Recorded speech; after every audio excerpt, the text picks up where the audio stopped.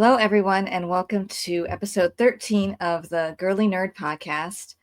Today, I'm joined once again by my friend Sarah, and we are going to be talking about our favorite, or some of our favorite Hallmark Christmas movies. There are so many of these that it was very, very hard to narrow it down. So we're going to do a top 10 list instead of a top 5. Plus some honorable mentions. I have too many honorable mentions, so I'll go through them all quickly because I just had so much trouble narrowing it down. Because there are literally hundreds of these movies, and they keep making more and more of them, and I really love a lot of them. So you said before we started you had a few questions for me. Yeah. So I signed up for Hallmark Plus this year, which I hadn't done before, and I was so overwhelmed. Like, I thought I had watched a lot, but no, I hadn't even scratched the surface when it comes to the Christmas catalog. And I'm thinking, man, if you had just got this streaming service for the first time and had like no experience with the Hallmark Christmas catalog, like how overwhelming it must be. So I was curious, like for you personally, are there certain tropes you look for that you kind of say, oh, I'm definitely going to click that one? Are there certain actors or actresses and you're like, oh, I have to watch that one? Like, how do you kind of start with what you want to watch? I definitely have actors and actresses that I really, really love. So I'll tend to gravitate towards them. You'll see in my list, I have a few actors that are repeated. Yeah, definitely. I like ones that feel really Christmassy. Some of the ones I really like, I left off my list just because they're not that Christmassy. Like there's a few Hallmark Hall of Fame ones that I love, and they're wonderful films, but they're not that like cozy or Christmassy feeling. They just are good movies. So yeah, for this list in particular, and ones I just like to watch, I like the ones that are like familiar. There's that joke that a lot of them all have the same plot. I mean, a lot of them do, but there's quite a few that are different. And when there is definitely something that's a different sort of premise, I'm like, oh, what's this? Yeah. And those stand out. I like the ones that are, very romantic. I love all sorts of the tropes that, the enemies to lover sort of thing, or the best friend. And I don't mind the small town, the small town, the big city girl goes to the small town. I know that's the joke, but I don't mind that if I feel like the end is like earned. Sure. So I will mention a few of my favorite actors, and then I'll ask you yours. So as far as actors from the Hallmark movies, I love Andrew Walker. I love Christofferpolaha. I think he's wonderful. Tylerhynes has quickly become a favorite. He's sort of like become a favorite for a lot of people. Yes. Very, very quickly. I like laceychabert. Danicamckeller, though she's not doing Hallmark movies anymore, but all the ones she's made in the past I like. I really like the actress Eloise Mumford. Now she is one. Yeah. She has movies that I didn't make my list only because they weren't that Christmassy. They're just really good movies. So if I was picking just like the best movies, a couple of hers would probably be on there. My mind's gone blank, but there's lots of people I like, but those are the ones off the top of my head. Do you have any favorite ones? I really like erinkrakow. Yeah. I really just like anyone that was on One Calls the Heart. Oh yeah, daniellissing. Oh, I love him. Yeah. I love daniellissing. Yeah. I just think that whole cast is just really great actors, and anytime especially when they pair up in a Christmas movie, I think that's really fun. But I really like nickidrloach, Andrew Walker. I actually have a few Lacey movies on my list. So, and I also think it's really interesting how Broadway has kind of merged with Hallmark as well. Mhm. So I love seeing some of my favorite Broadway Yeah. stars popping up in these movies. And another one of my favorite shows is One Tree Hill, and those actors have also popped up in plenty of Hallmark Oh, movies. yeah, Bethany Joy Lenz. Oh, I love her. How can I forget? Yeah. Oh my god, I love her. She's Hilary Burton as well did a few. yeah. Robert Buckley's done some. Yeah, Mhm. so I just love that a lot of my favorite actors and actresses in general just seem to pop up on Hallmark movies. Oh, yeah, I was just talking about, with my mom. She watched a new one, I haven't seen it yet. It was called Merry Christmas, Ted Cooper, and Yes. Robert Buckley is in that, Yeah. and she's like, "He's cute." I'm like, "Yeah, he is." I tend to like people, they have, like, this, like they always have this, like, little twinkle in their eye sort of Mhm. thing, and he's one of those that has that sort of aura. Yeah. Which I like. I didn't watch One Tree Hill, but, I like all the actors that were on it. I love Bethany Joy Lenz and Hillary Burton, Chad Michael Murray, Robert Buckley. They're all good. Mhm. So we will start with a few honorable mentions. Since you have less than me, you can start. Okay. Well, my first is A Timeless Christmas from 2020, which I know you're going to talk about later. So I'm not going to Yeah. say too much about it. But I am really a big fan of the time travel trope. Mhm. I sometimes get a little bothered at the lack of historical accuracy from Hallmark, but that's kind of across the board with everything they do. um, so you have to go into it, with a very open mind.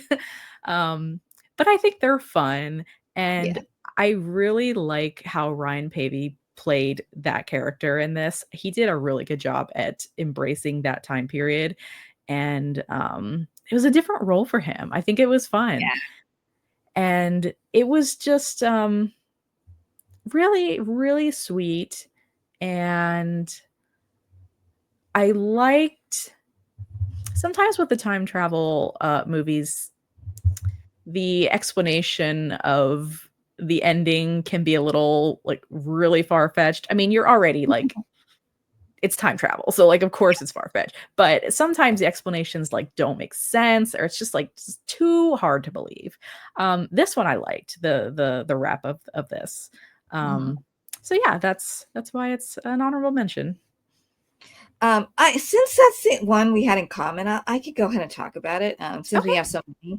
Yeah, it made my top 10 list. It's at number 7 for me. I completely agree. This is such a nice role for Ryan Pavey. Of the ones I've seen with him, it's my favorite one.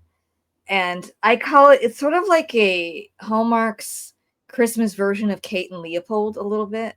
Yeah. Because especially since he is someone who's like an inventor and forward thinking entrepreneur, a lot kind of like Hugh Jackman's character in Kate and Leopold. Now, Aaron Cahill is not at all like Meg Ryan's character, so that's where the similarities Hmm. end. But they have such a sweetness together. I love the time travel movies. You just got to go with it. Yeah. Uh, but this one's pretty good. I mean, I've always loved. There's something about clocks that I just find so pretty and cool, and I love that it was a magical clock that brought him back. Hmm. That made it simple and straightforward, and Yeah. uh, I I like when he first shows up and he's like, "Who are these people in my house?" Basically, and anytime there's like a fish out of water scenario, it presents like really comedic moments. So Hmm. I like how because he's so like a proper gentleman, so he doesn't understand these things, and it's like the thought of her pain was just like, how could you be the one paying for my meal? And it's like it's a different time, but Yeah. he adapts really quickly, and yeah, that's a sweet movie. I love the ending of it. Yeah. Yeah, me too. And it's interesting because we kind of got the the gender swap version of that in A Newport Christmas. Yes, yeah, That was that sweet I too. believe That one. was new this year, right? Yes. Yeah, so that was interesting. It was right around the same time period, like early 1900s. Yeah, it was cute as well. I liked it. I mean, I would say I like the Timeless Christmas better, but I do too. But Newport was it was very cute. Yeah. What do you have? How many more honorable mentions do you I have? have one more, Okay. and that is my grown-up Christmas list from 2022. This one is it's basically about a journalist who meets someone in the military, and he's going, on he's being deployed, and they have to navigate this long distance relationship. And I think for me, the thing that makes this movie special is that it's the stars, Kayla Wallace and Kevin McGarry, who are married in real life, and their chemistry is phenomenal. And so to put them in a movie like this, I think is really sweet, and you get to see their love story grow via like FaceTiming and Skype and like video calling, and so many people can relate to that who have loved ones in the military. So yeah, I thought this was a really good one. Now, this is one I haven't seen yet, but that sounds so sweet. Yeah, and I didn't know when I was looking up the movies, I didn't know they were married. That's nice. There's a couple. There's another couple that I think they met during Hallmark movies, and I think they've made movies now. Okay, we stopped for a second, but we're back. And as I was saying, it's similar to Julie Gonzalo and Chris McNally, who met making a Hallmark movie, and then they made a movie together. It wasn't a Christmas movie, but but that's nice to see the married couples make movies together. I know Megan Ory and her husband also made a movie together last year that I watched. That was cute. I think it was called Believe in Christmas. Oh, okay. I haven't seen that one. And oh my gosh, what is her husband's name? I should remember that.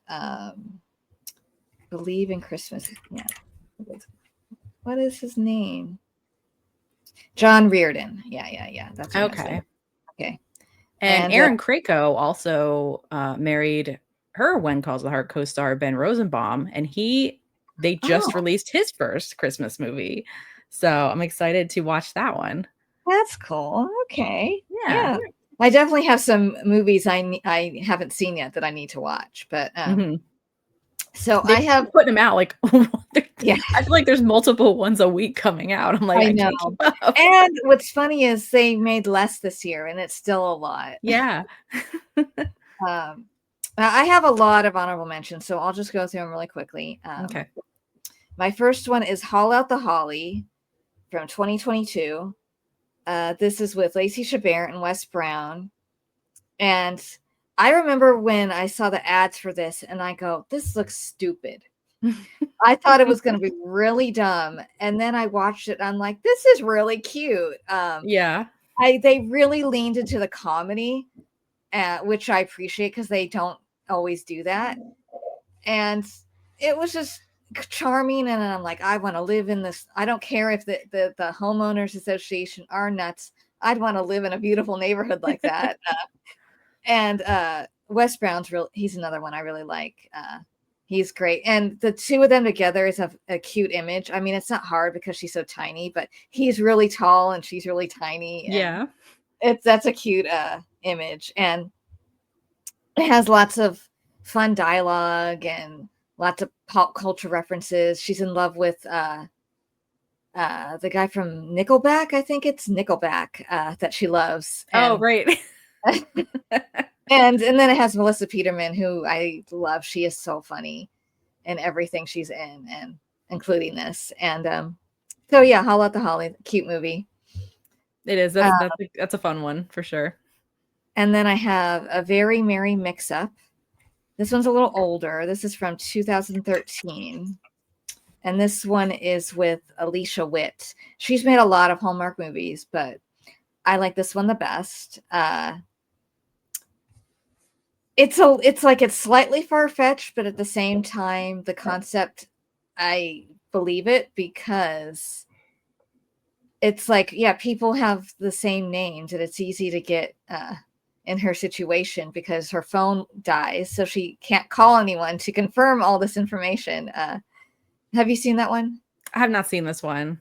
Okay, so the concept is that she's going to meet her fiance's parents, and at the airport she meets who she thinks is her future brother-in-law because they have the same name, her fiance and his brother. And so and then they accidentally get in a car accident and he takes her home, and so they have to stay up all night talking because they might have a concussion, but it turns out she's at the wrong house. It is not his family. And it's really cute. It's another one that has like a kind of like a magic clock in it. It's funny that more than one movie has a magic clock. Really cute, and it has the actor in it is, I've never seen him in anything else. His name is Mark Weebe. I'm not saying his name right, but he was good, and I'm like, I don't know why he doesn't make any more movies, but they had a sweet chemistry, and the family is really, really sweet in the movie. There's the brother and who she thinks is her fiance's parents, and then a grandfather. And then when she meets her actual fiance's parents, it's like night and day. Like, they're not bad, but they're just not warm and cozy like the other family. So I can kind of guess how that movie ends. Yeah. Completely predictable, but very cute. Very cute. Mm-hmm. I'd recommend checking that one out. Yeah, that's a fun concept. I like that. And then the next one is called A Dickens of a Holiday. That's from 2021. That one has Christofferpolaha and Brooke Dorsey. I don't think I'm saying her name right, but I think you're right. She's so pretty. Every time I watch a movie with her, I'm like, God, I want her hair. Oh, I know. But I'm like, some of that's probably hair extensions because I'm like, there's so much.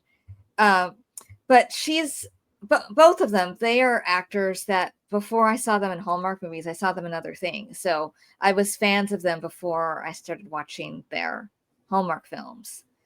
So he's been in lots of things I've seen, TV shows, much different than Hallmark. Like, he was in a show called Ringer, which I loved, that had Sarah Michelle Gellar in it.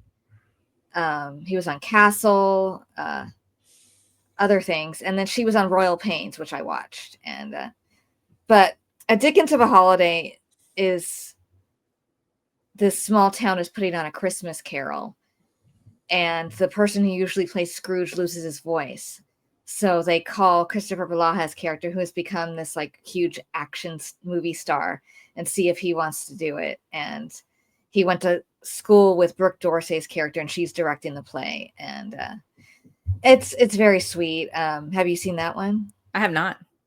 Yeah, that one's good. That one has very good acting and like dramatic moments in it. And I'm always a sucker for things with a Christmas carol. So it's very sweet. And then I have two more that I'm going to talk about. On the 12th Date of Christmas, that one is from 2020. And that one has Tylerhynes and Mallory Jansen. And that's another one that I like because it has a completely different kind of concept. So the two of them they work at this like company that has like games and develops apps. And they're doing like a Christmas scavenger hunt. They have to make up all the clues for a scavenger hunt. And I think I've seen this one. And they tie it into the song, The 12 Days of Christmas. So each clue has to coincide with one of the numbers. And it's another one, really cute. The two of them have really nice chemistry. And it's just a nice, different kind of concept. it makes it more fun, and I like her a lot. She's very good, and he's so cute. He's quickly become one of my favorites. So you think you saw this one, but I have seen this one, but it was a while ago, so I don't fully remember it. But as soon as you started explaining the plot, I thought, yes, I've seen this one. Yeah, you probably saw it like when it came out, and that's like 5 years ago now. And then the next one is called Next Stop Christmas.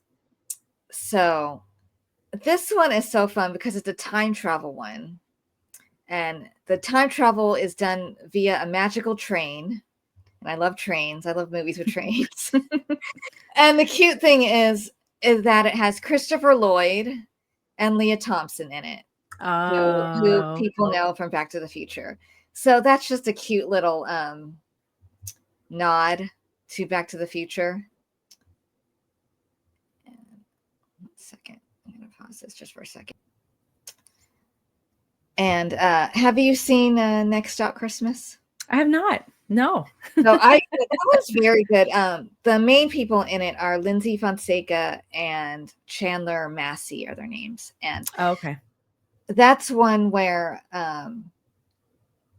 she's like a doctor, but she never really goes home. So she's like lost touch with her family, and she's lost touch with Chandler Massey's was like her childhood best friend. And of course, he was secretly in love with her the whole time. And so she goes back in time to when her parents are like, maybe she's worried they're going to get separated, and she's going back in time to when her parents were still, together. And it's very cute. Like I said, I love things with trains. And Christopher Lloyd is the one who sets her on the path of the time traveling. So that's a cute little nod to the Back to the Future.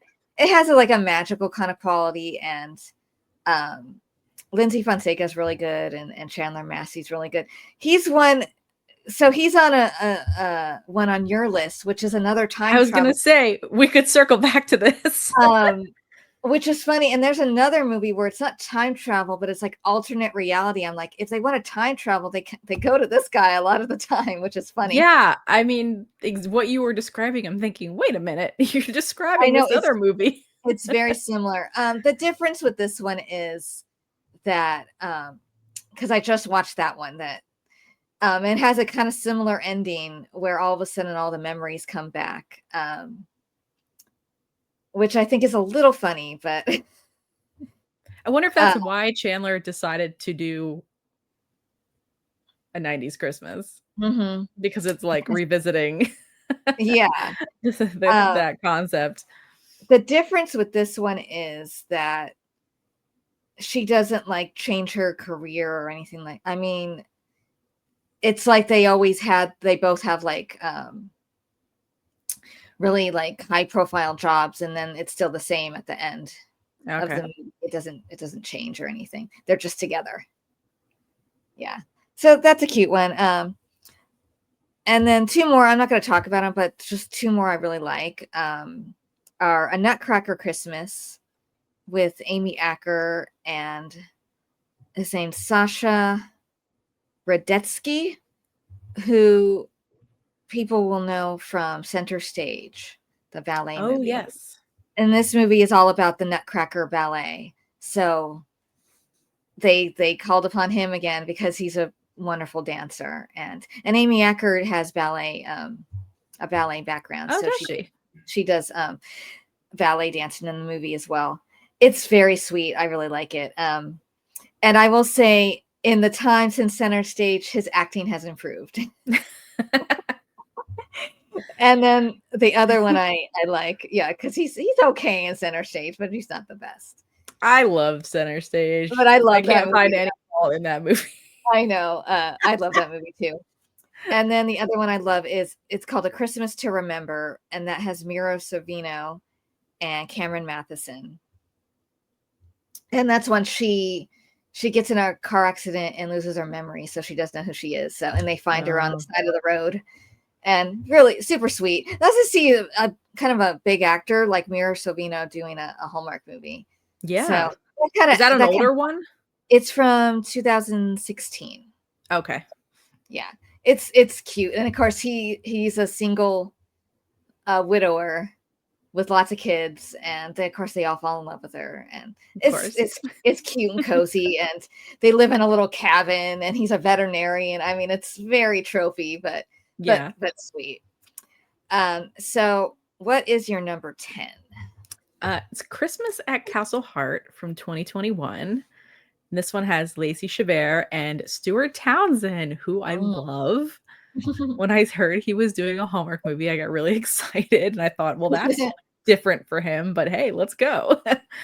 I am a sucker for any movie that goes overseas. So, England, Ireland, Scotland, France, basically anything overseas, like I will watch it. So this one takes place in Ireland, and basically it's about two sisters who they're like event planners, and they're vacationing over there, and they meet the Earl of Glasgow, which is Stuart Townsend's character, and he needs an event planner. So they kind of pretend like they're the company that they were let go from. And so, there's some false pretense going on and some lying, of course, but it has a happy ending at the end. I just like this because the scenery is beautiful. The estate that they filmed at was beautiful. And it was really fun to see Stuart Townsend in this role, because my favorite role of his is a vampire. So yeah, this one's cute. I watched it for the first time this year, and I really loved it. I love that I love movies where they go to England or Ireland or Scotland or any of those kind of movies, and it's like a big, beautiful castle estate. And this one's different because she's, an event planner, and it was nice to see Stuart Townsend in a Hallmark movie.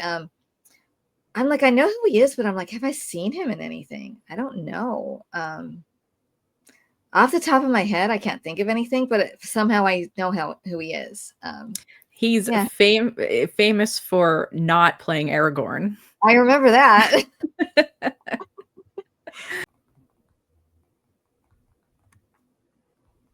So yeah, Stuart Townsend. I don't think I've seen him in anything. I just know who he is. I remember he used to go out with Charlize Theron, and and like you said, he was almost Aragorn, but he was really sweet in this. I'm a sucker for all the people from England and Ireland and Scotland. I love all those actors, and I have this joke because I watch these a lot with my mom. I'm like, okay, let's count how many coats there are, But this one was pretty good. I think there was only 2, and I'm like, okay, good, it's believable. So my number 10 is 5 Star Christmas from 2020. This is another one where I feel like they really lean into the comedy, which I love. It's very, very funny. This one has bethanyjoylenz and Victor Webster. He's another one I love. And another one where it's a cute image because he is so tall and she's pretty tiny. So she's very short. Yeah, it's the two of them next to each other's cute to see. So this one, all the supporting people make the movie. I mean, the leads are great. They're cute, but the supporting people are really funny. So for anyone who hasn't seen this, bethanyjoylenz goes back to her childhood home and discovers her father has made it a bed and breakfast. And he's struggling to keep it afloat. So her brother and sister-in-law are already there, and her grandpa. And they catch word that there's a travel writer nearby, and the kind of person who can make or break your business. So a person shows up who they think is them, And so they go, oh, we don't want we don't want her to think that we're not doing well. So we're going to pretend to be all these guests at the bed and breakfast. So they come up with all these like ridiculous personas that they have instead of being a family. And it's super funny, super funny. And bethanyjoylenz has a knack for picking some of the best ones. I don't know if that's just her experience as an actress, before coming to Hallmark, or just good luck. I don't know. Yeah, I don't know. She's just so good in everything. She is. And have you seen this? I think I have. It's the same situation where you were talking about the plot, and I'm like, I think I've seen this one as well. But a while ago. I love the end because Victor Webster he doesn't like to sing. He talks about, he goes, that's out of my comfort zone. But they bond over talking about Elvis's Blue Christmas. And at the end of the movie, he has to, win her over because he lied to her. And so he starts singing Blue Christmas in an Elvis voice, and it's super cute. It's just a nice moment. It's a nice movie. So what is your number 9? Another laceychabert movie, A Royal Christmas from 2014. I really love a good royal trope. This one is kind of like the plot of The Prince and Me, basically. Oh, but make it Christmas. So it's basically about Stiles, right? With Julia Stiles. It's basically the same plot. Prince Leopold, he's the heir to the throne of Cardinia. I just love the fake countries that Hallmark creates for these movies. So when the movie starts, he's already in a relationship with laceychabert's character, Emily. She is a seamstress from Philly. So shout out to my home state of Pennsylvania. And so they're already in an established relationship when the movie starts. But the movie is basically about them trying to convince Leopold's mother, like the queen, that this relationship is acceptable. Because of course she's like, absolutely not. Like, you're not going to marry a commoner. It's the classic royal trope. But why I love this movie is single-handedly Jane Seymour, because she's one of my favorite people on the planet. And I love that she plays like a pretty mean character in this. Yeah. It's fun from her like traditional roles that everyone's used to. And I also like that her real life daughter, Katie, is in this. And Katie plays like the woman that, the prince is supposed to marry, like the type of woman the prince is supposed to marry, of course. So it was fun to see them together acting in the same film. I really like the clothes Lacey wears on this. That's also like something I really like about Hallmark movies, especially the Christmas ones, is like the clothes that the lead character wears is always so beautiful. Her dress in this is like particularly beautiful, like for like the ball scene. Yeah, it's a fun one. A great cast. Stephen Hagen plays Leo. I thought he was really good. And it's my second favorite of the royal movies. We'll get to the other one later. Yeah, I love this one too. Laceychabert, she's another one. She makes a lot of good ones, and I love this one. I love her clothes. I love that she's a seamstress, right? Or she designs clothes as well. So yeah, she's independent in that way, and I love how she relates to all the people working in the castle and making the sandwiches and and Jane Seymour. She was so good at being very austere, serious, very proper, aristocratic kind of person, and I really love that moment when she's hearing their conversation when he's proposing to her, and she can hear her son saying, I don't care, I just want to be with you. And that's like a turning point in the movie. Yeah, that's a nice movie.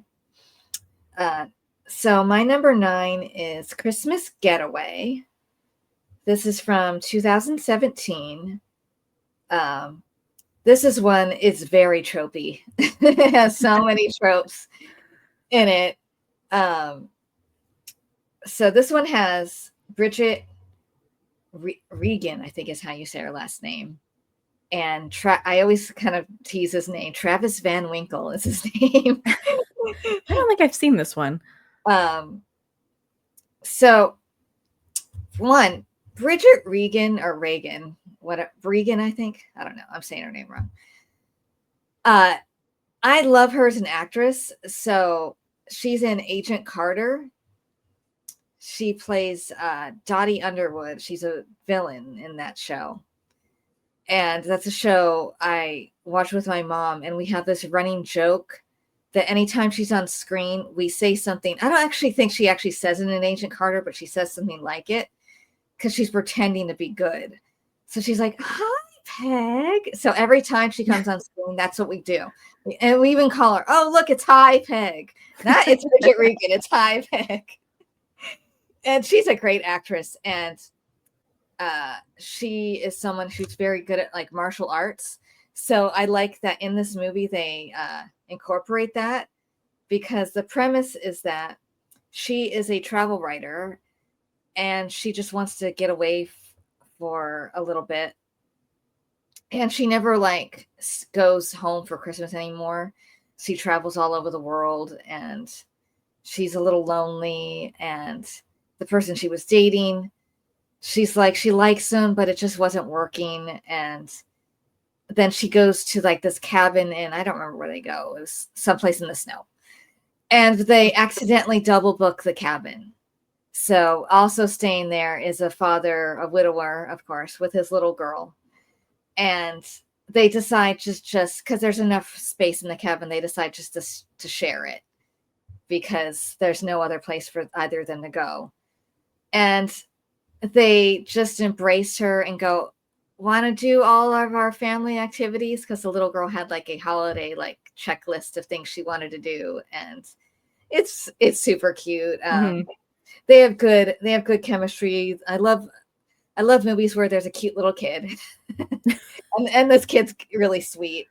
And the end, she makes this like sweet little montage of pictures and videos set to Darlene Love's Come Home for Christmas. You know, that song, Baby Please Come Home, I think is the name of the song. Yeah. And it's nice when they get the actual like good music, not just like the generic kind of stuff that like it's Darlene Love. And yeah, that's a cute one. I recommend that one if you haven't seen it. Yeah, I haven't.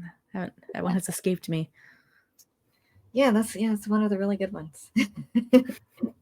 Travis Van Winkle is one of those. He can be particularly swoony, and he is in this movie for sure. Yeah, very handsome. So, what's your number 8?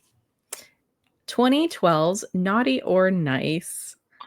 I picked this one to watch because I just love Hillary Burton Morgan. Like she's just one of my favorite actresses.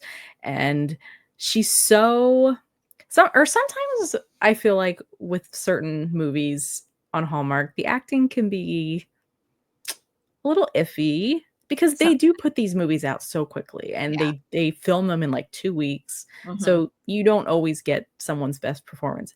But Hillary always nails it. I feel like she's just so good at the really quirky dialogue and the back and forth banter. She just excels at that. So in this one, she plays Chrissy Kringle, and she hates Christmas because when you have that name, it's like you just inevitably just don't want anything to do with Christmas because people are just constantly shoving it in your face because of your name. So she is sent from a mysterious sender, the naughty or nice list. And she learns that she can use this book to kind of one-up people. And, like if someone is doing something wrong, she can pull out the naughty list and be like, well, I know that you were doing this and this and that. And so it's a fun concept of being able to use that list to kind of expose the bad deeds of the people around you. But of course, you know, it's going to come to a head at some point. And this movie also has Matt Dallas, who I had not seen since Kyle XY. So it was Yeah. nice to see him back acting again. And they had good chemistry. They are a couple throughout the movie. So there's no like falling in love type story. They're already established. But yeah, this was fun. It was funny. It had a good message. There was some fun banter with the neighborhood because the neighborhood does like Christmas decorating contests, and like Hillary's character is just like, no, I'm not going to participate in this, but eventually she does. Yeah. And yeah, it is a fun dynamic with all the different neighbors, and yeah, it's a good one. I'm so happy you put this on the list because I love Naughty or Nice. Sometimes I forget it's a Hallmark movie. I know. Because it's older, so it's a little bit more PG and Yeah. with some of the content. That's why I think sometimes I forget that it's Hallmark. Yeah, I really like it. I like how she doesn't realize that there's two sides to the book. So there's the nice and the naughty. And so she was only looking at the naughty list and only seeing these bad things. And then she flips it over and it's like these people doing wonderful things. I love her friend in the movie who works at the mall with her. Yeah. He's great because I love seeing a platonic kind of friendship between a man and a woman in a movie where that's all it is and that's all it's ever going to be. And then I love seeing her parents were played by Michael Gross and Meredith Baxter Burney, you know, who were on Family Ties together. So that's really fun. Right. That's really fun. Yeah, this movie's really cute and funny, and people should check it out. So, because it's older, I think sometimes people will forget this one. Yeah. For sure. I sought it out because I thought, I know she's done some Christmas movies, but she's done some for Lifetime. And so I was like, I know there's got to be a Hallmark one in here somewhere. So I like sought her out, searching just for her name. And when that popped up, I thought, yes, got one. She's great. I love her. My number 8 is Christmaswaltz from 2020. It's another one with Laceychabert. I think this is my favorite one with her. I had to have a movie with willkemp on my list. Oh yeah, because I love him. Another one. He's dreamy, you know, the British guy, and he's like a wonderful dancer. So of course he's got that swoony element to him, and they are very good together. They have some of the best chemistry of all of her co-stars. So they have made several Hallmark movies together. I think because they have a great rapport, and they did another movie where they're dancing together, which if you haven't seen it, go watch that. It's called The Dancing Detective. It's a mystery one. Oh. And oh my God, I loved it. It was really good. But this one, what I like is they have, like I said, they have a wonderful chemistry. It's very natural, really lovely and gentle. And especially in their scenes where they're dancing. Beautiful. So it gives the movie like this sort of magical kind of feel to it. And I love musicals. So, you know, I love all the dancing. And there's the scene where they're dancing down the street like it's a old Hollywood musical, and that's adorable. Mm-hmm. He gets up on the lamppost like Gene Kelly and Singing in the Rain. And so, yeah, it's very whimsical. But I love that the concept of it is, so she was going to have these dance lessons for her wedding, but then she decides not to get married because it just isn't working out. And she decides to keep the dance lessons, but just for herself. So I just think that's a nice like concept, because it becomes like part of her journey. Learning to dance helps her, you know, open up and discover something about herself and be less afraid. And that's not something they often explore in the Hallmark movie. So that makes it really nice. And yeah, it's just It's lovely and heartfelt. I forgot about this one. And no, it was really good. And you're right. Their chemistry was great. I do love a dancing movie. Mm-hmm. There's just something so magical about it. And yeah, they were really good together. I need to rewatch this one because I do remember really liking that when I first saw it. Yeah, definitely check it out. I mean, he's a wonderful dancer. So he must have like a strong dance background. I think so, because he primarily that's what he does in films. He gravitates towards the dancing film. So but she keeps up with him. I have to give her a lot of credit for learning how to dance really well. I think she went on Dancing with the Stars, so she probably learned a lot from that. I don't remember, but maybe. I think so, and that's why she probably does okay, and then he probably helps her out. But yeah, magical movie. What is your number 7? 2014's Christmas Under Wraps. This one's special for me because it's my dad's favorite, and we always watch it together.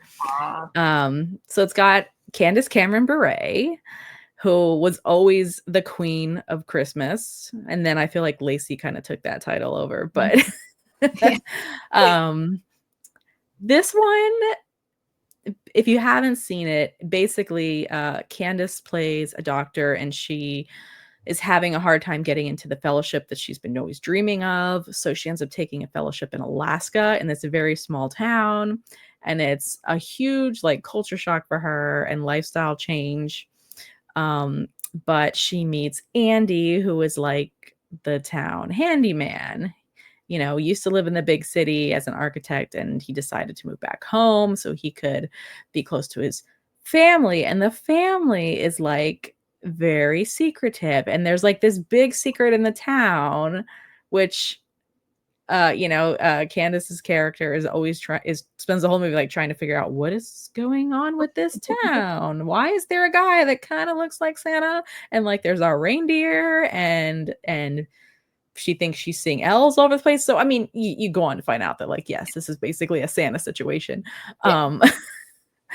But what I like about this movie is that the catchphrase of "That's Garland for you." I just think it's so cute that they turned, the idea of the North Pole into this quaint small town in Alaska, that the whole town is in on it. Like the whole town's in on the big Santa secret, and everyone works towards it. So it had like a good community vibe, and great supporting cast with Brian Doyle Murray as Frank Holiday, Santa Claus. He was so good in it, and I really loved like Lauren and Andy. Their chemistry was so good.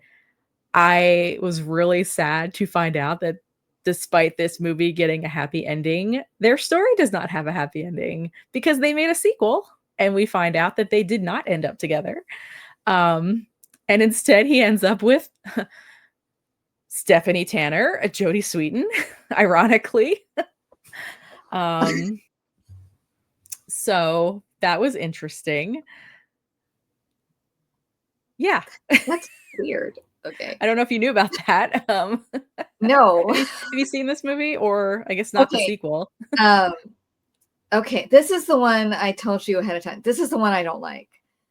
I don't know what it is. Like, everybody loves this movie. It ends up on lists, and I'm like, what am I missing here? Why does everyone love this movie and I don't like it? And, I'm not huge on like the person secretly Santa Claus. Yeah. I don't know what it is. Maybe I need to rewatch it. I don't know. It just didn't grab me.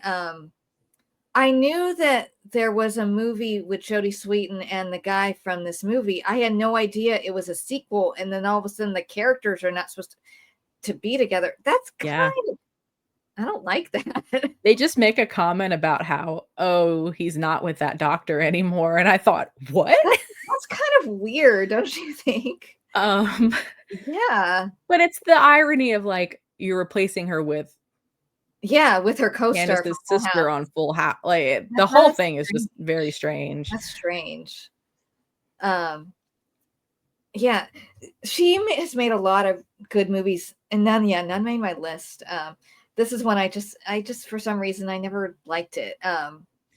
It's not one I would have clicked on to watch, but because my dad just kept saying, you've got to watch it. Like, my but dad that's and I are the biggest Full House fans, like, on the planet.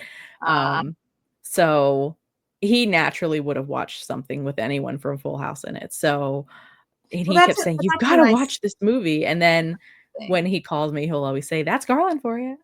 Oh, that's So, okay. That's really cute. That's really sweet. yeah. That's a nice thing to have, just because I don't like it. I mean, that's a special thing to have with your dad. Yeah. I'm a huge Full House fan. I grew up loving the show, watching the show, got to go to a taping of the show because, fun fact, so anyone watching, if you're a Full House fan, you will know at one point in Joey's room on his closet door is a print of the hockey player Gordie Howe. Yeah. And that is my dad's art. Oh, that's awesome. So for multiple seasons, it's there. And basically, in lieu of like payment or whatever, he's like, I want my family to come to a taping. So that was what season? Or I if you think remember. it started in like maybe season 4. I don't know. It's multiple seasons.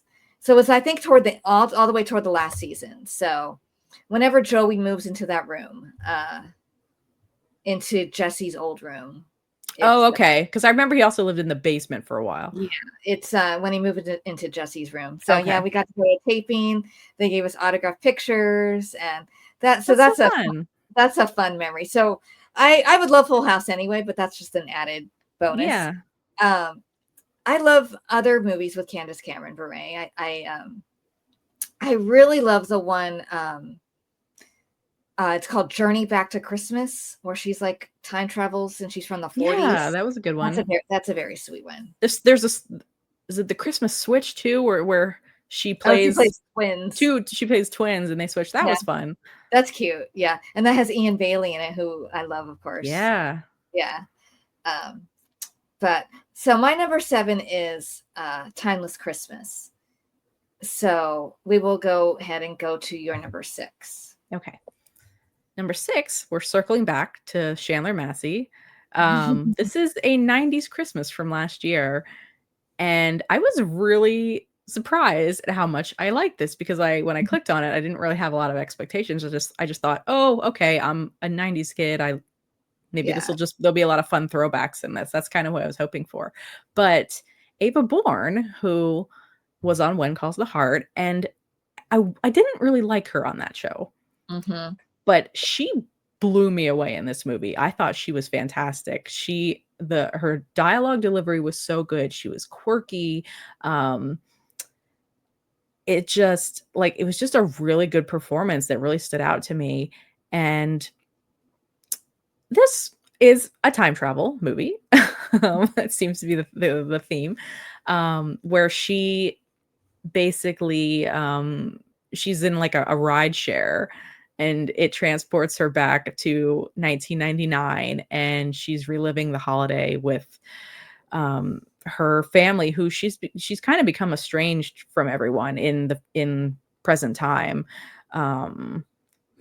She just focuses all on work and getting this promotion, and she's just doesn't go home anymore and doesn't celebrate Christmas, and she's lost touch with her friends and her high school crush and everything. So when she goes back, it's like having a second chance to kind of fix those relationships that went wrong.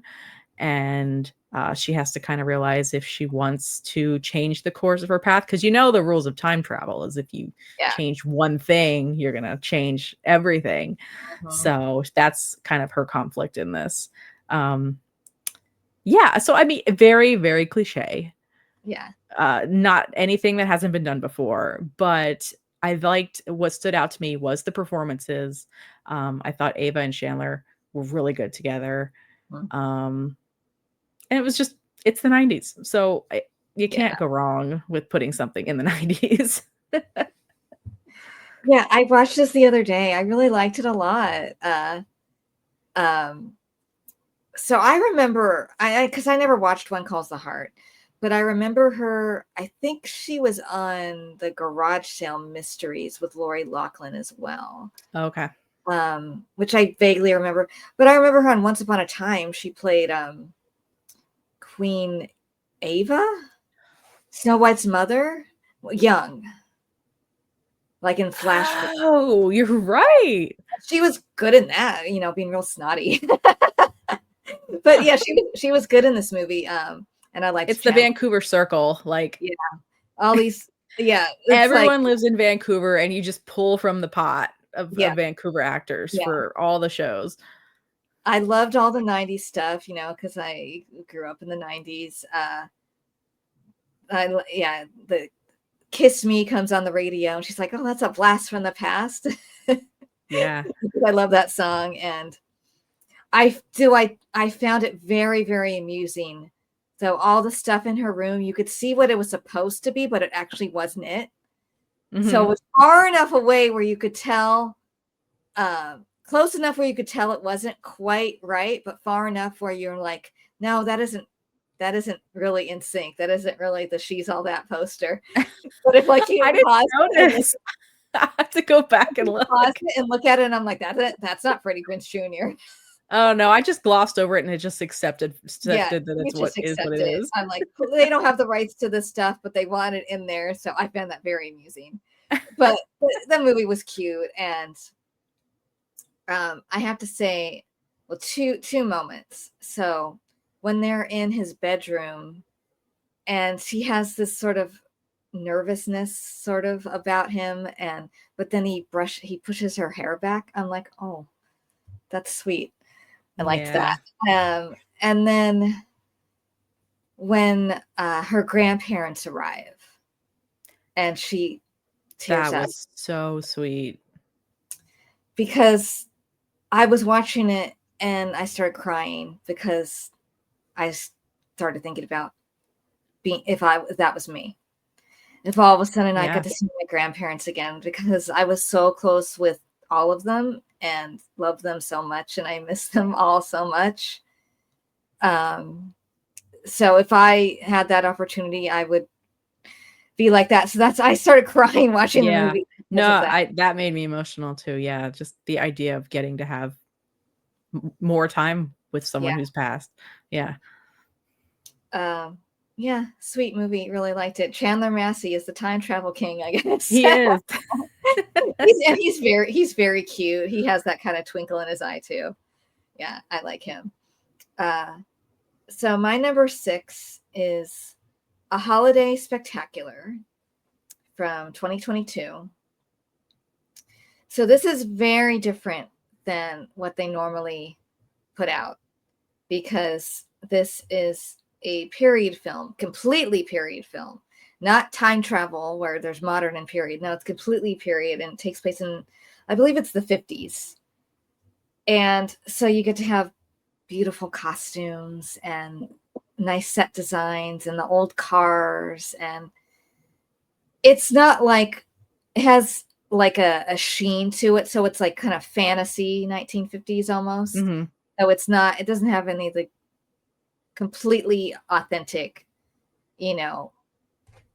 grime of, like the way it was, but that just makes it sweet. And so I don't mind. It's, it's like a fantasy movie.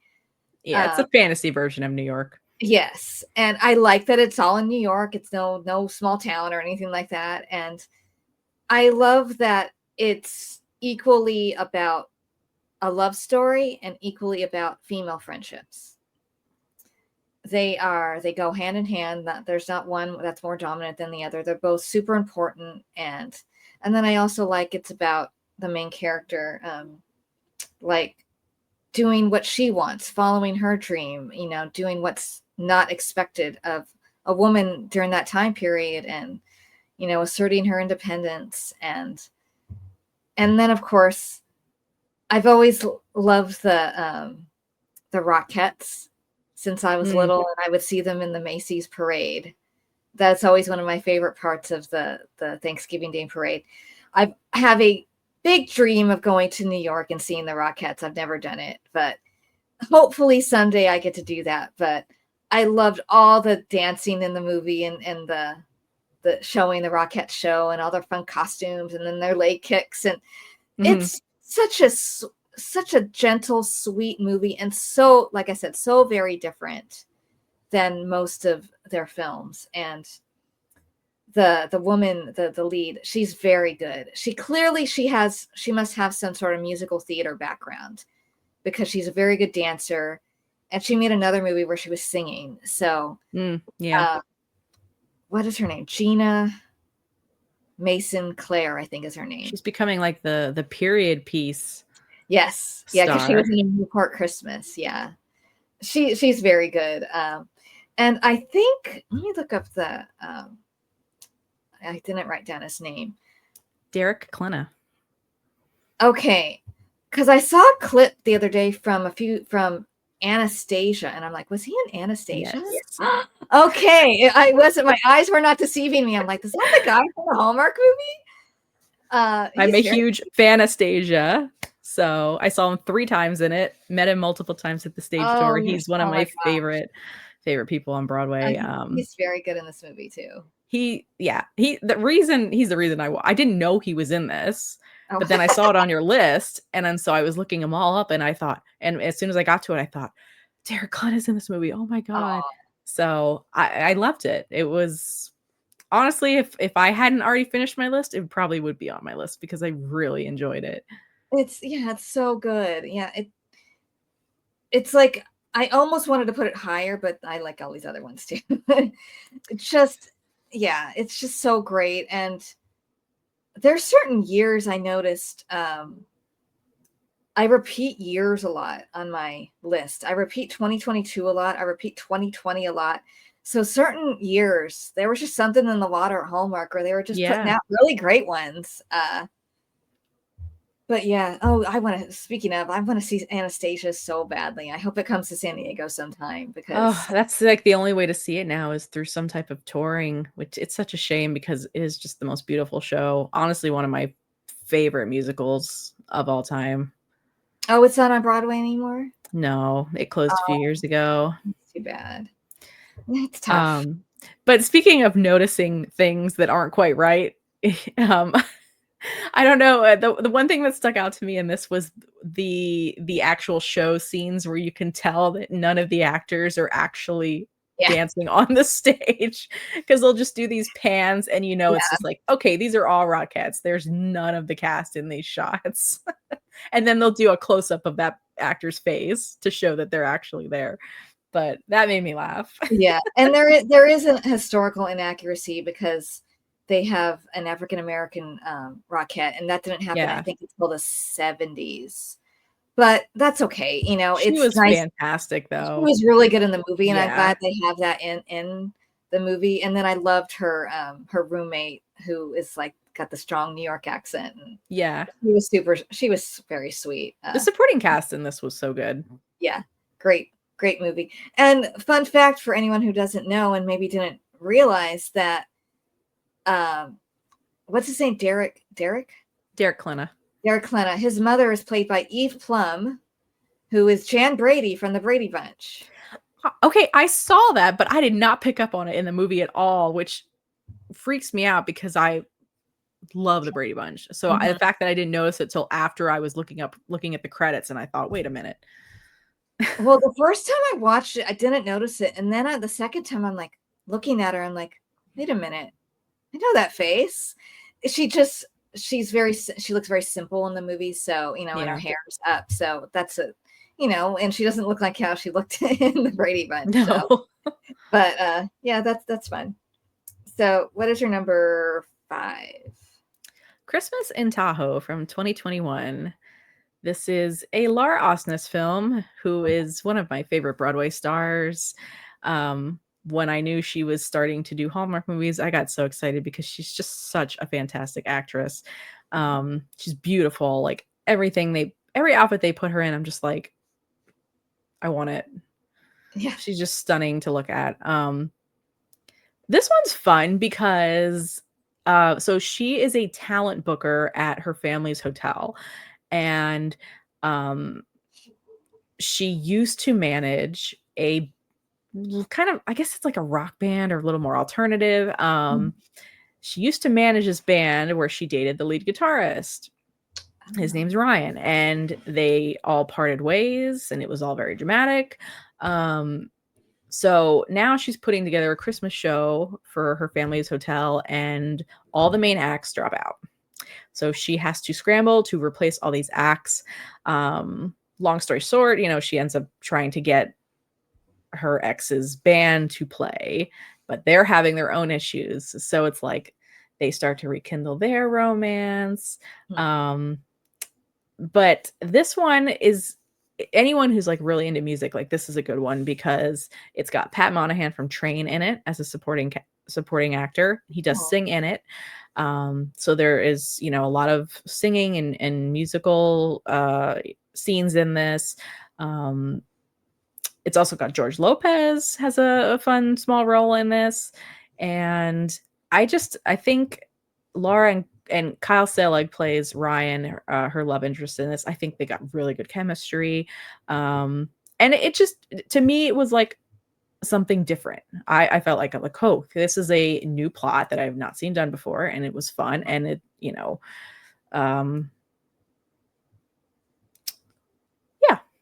that's all I have to say about it.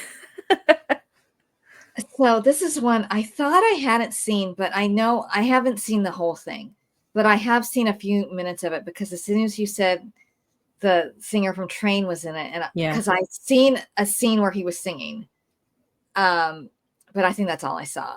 I didn't see the rest of the film, but I will check this out because I love Lauraosnes. She's beautiful, beautiful singer, great actress.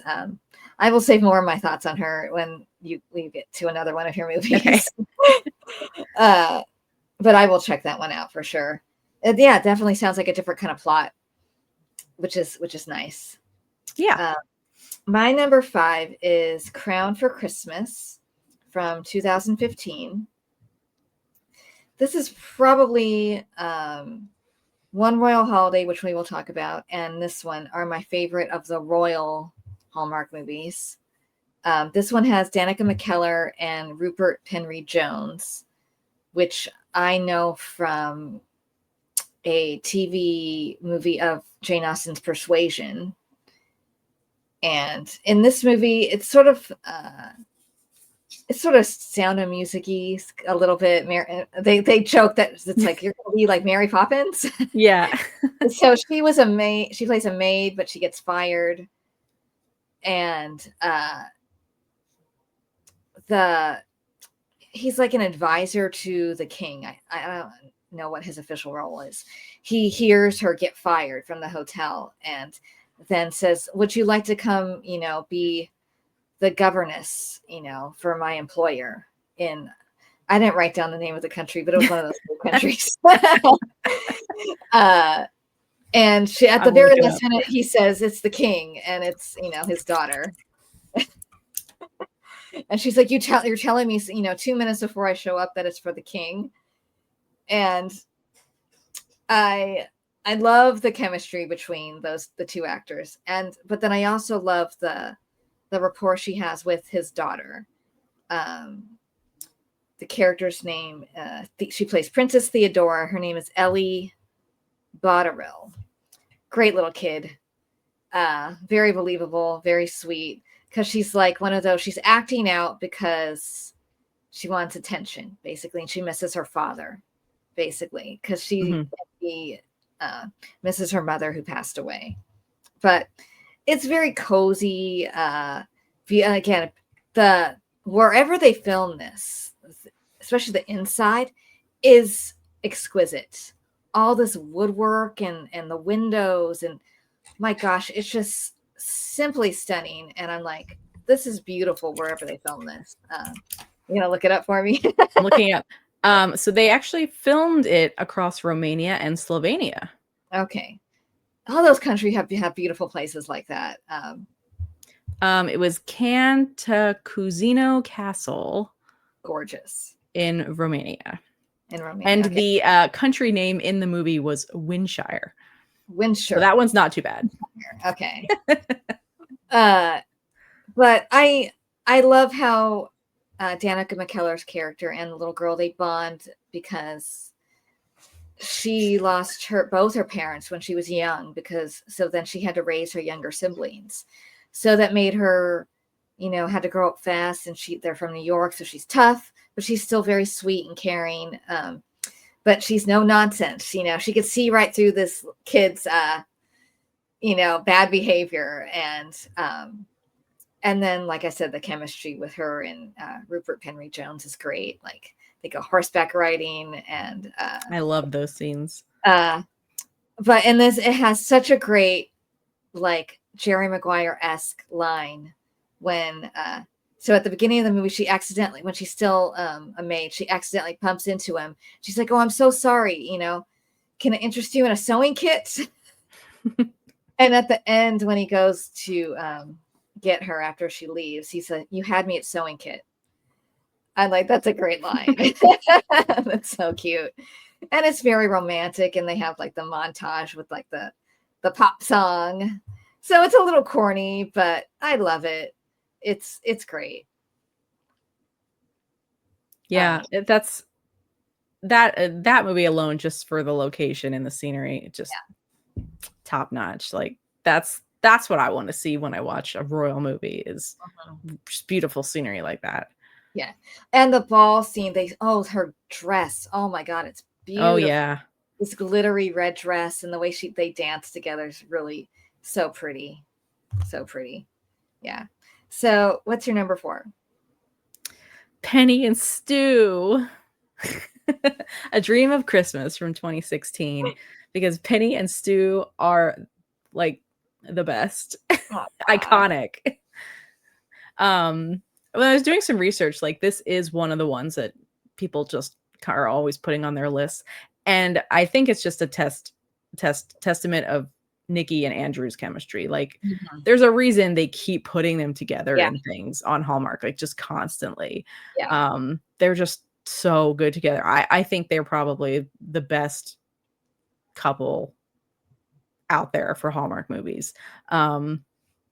So if anyone's not seen this one, Penny and Stu are a married couple, and for Penny, like, she's just in a bind. Like, she's trying to get a promotion, and it's just, things are just hard, and she unknowingly makes a wish of, what if I wasn't married? What if my life was different? And that wish is granted, and now she wakes up and there's no Stu, and she has the big job that she always wanted, but she doesn't have her husband. And she quickly realizes that, what it was that she really wanted, which was just to be happy with Stu. And I think my favorite aspect of this movie is when they actually bring Stu in to her, like, fantasy world, and she just immediately just falls for him all over again. And you get to see them fall in love in, like, this alternate reality. And I just think that's so sweet. This movie is just the best of the best. It's just so sweet. Yeah, this is a nice one. I haven't seen it in so long, though. I need to watch it again, because you're right. They have such great chemistry. I mean, I don't even know how many movies they've made together now, but a lot. Yeah. And yeah, for good reason, because they are just wonderful together. There's a joke I saw, though. It's funny. I saw this joke the other day where they said Andrew Walker could have chemistry with a coat rack, which is true. Probably true. With almost everybody that I've seen. A couple, are not the best, but most of them are good. And this is one of the best. And I've always liked her. I remember watching her on the Mickey Mouse Club. Oh my gosh, me too. Yeah. So yeah. She's great. I haven't seen it in so long that I can't say that much about it, but it's an older one. I mean, it's going on 10 years old almost. Okay. So I need to watch it again. Because I love that sort of sort of, it's not It's a Wonderful Life, but it's sort of alternate reality sort of thing, which they have quite a few of those, and this is one of the best ones. So my number 4 also has Andrew Walker. It is 3 Wise Men and a Baby from 2022. And this one, like another one from 2022, A Holiday Spectacular, this one stands out because it has a different kind of story. Absolutely. So it's clearly an homage to 3 Men and a Baby and 3 Men and a Little Lady from the 80s, those movies with Tom Selleck and Ted Danson and Steve Guttenberg, where the baby shows up on the doorstep. I am a huge fan of those movies. I love them so much. They are so cute and fun. And any movie with that kind of concept, I'm probably going to like. So the idea of these 3, in this case, it's 3 brothers who have to look after this abandoned baby. It was left at the fire station. Andrew Walker plays a fireman. And then his 2 brothers are Paul Campbell and Tylerhynes. And I loved that this is not, there are romantic elements in the movie, you know, but it's not a romantic movie. It's about the brothers reconnecting, and it's about them falling in love with this child. And I love that. Of course, like I said, I love cute little kids. I love babies, and this baby's adorable. So all the scenes where each one is individually is trying to take care of the baby is very funny. And then them all together with the baby is so cute. Like when they take the baby to the ice rink, and then they dress up in all the cute elf outfits to take a picture with Santa. And, it's just adorable. I love all 3 actors. Andrew Walker, yeah, like I said before we started, he's just one of the best there is. I mean, he makes a lot, and there's a reason, because he's so good. He's not just handsome. He's very good actor. And then this movie actually gives him a chance to show off some of his like more dramatic chops, because there's a few moments where they are more serious. And Paul Campbell is so charming, he wrote this movie with Kimberly Sundstedt. I didn't know that. So he's a very talented writer. He's written quite a few. So he's very good acting and writing. And then, like I said, Tylerhynes is quickly becoming a favorite. He's very cute. He has this sort of course, he's very handsome, but he has this sort of dry sense of humor, which I like. And this sort of unaffected charm, like it's not like obvious. You know what I mean? And his scenes with the baby are really cute, because he's the first one to take care of the baby. So he's just staring at it, and he's like, "So, hi, baby. What do you like to do?" And then he has to change the baby's diaper, and he's like, "Oh, this is disgusting." Things like that are always funny. But yeah, and then there's the fun like homage to 3 Men and a Baby with Margaret Collin, who was in that movie, playing their mother. Yeah, it's such a fun movie. I can understand why they've made now 2 more of them. I haven't seen the latest one yet, but I still like, I prefer the first one to the second one. I know some people were flip-flopped, but no, I like the first one better. And yeah, it's just a sweet one. I have not seen this all the way through. I did really enjoy like Tyler's first scene of trying to take care of the baby being a disaster, and then Paul's first time trying to take care of the baby being a disaster, and then Andrew comes in and is like, "This is so easy. What are y'all talking?" Like, I laughed really hard. But in general, this is kind of where you and I differ a little bit. I am not a baby person. I am not a children person. I tend to stay away from movies where the plot revolves around children. I'm not good, that probably makes me a horrible person, but it's just the way I am. So no, I didn't finish these, but I do know that they're insanely popular, and to the point where I'm actually on my way to Christmas Con next weekend, which is a Hallmark themed Christmas convention. And So but jealous. the three of them will be there doing photos in their costumes from it. So that just shows you how like, and those like were like selling out. So that just shows you how popular these movies are with the, you know, the overall Hallmark audience. Yeah, they're loving it. Well, and I've seen them do at a previous con. They do the little dance they do in the movie to like a Nutcracker. Oh yeah, which is very funny. I recommend finishing it just because it's sweet, and what they do at the end, they just want to do something nice for their mom, basically. It's like their mom, she's like, she took care of all of us and she never once complained. Let's do something nice for her. And I'm like, that's nice. It's definitely one of my favorite roles for Tyler. It's fun to see him in something like that. Like the video game nerd guy. Like, I just thought that was funny. It is. So what's your number 3? It is Santa Tell Me from last year. And there's just one reason this is so high up on my list, because it finally gave me the reunion of Jack and Elizabeth from One Calls the Heart. Like, when they killed him off on that show, it was Downton Abbey all over again. It was like so devastating, because it had been 5 seasons of them building up this slow burn relationship, and they get married, and then immediately he's killed off. And it was just devastating, absolutely devastating. Like, I had stopped watching the show. I just quit. I just said, I can't. I had refused to watch the episode of him dying. Like, I knew he was dying. I refused to watch that episode for years, before I realized I have to make amends with this and finish the show. But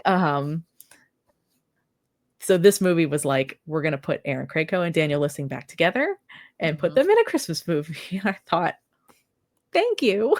Yes. Because honestly, like, that's the reason why One Calls the Heart was so popular from the get-go, was their chemistry. Yeah.